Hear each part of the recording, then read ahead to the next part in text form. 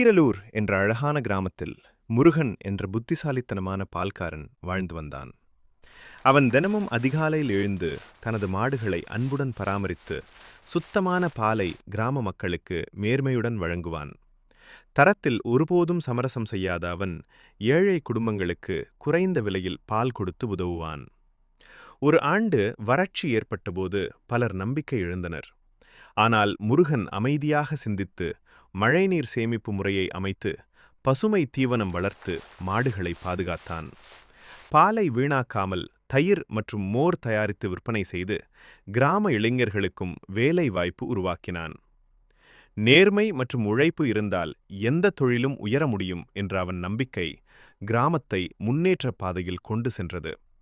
அவன் வாழ்க்கை எல்லோருக்கும் ஒரு உத்வேகமான எடுத்துக்காட்டாக மாறியது.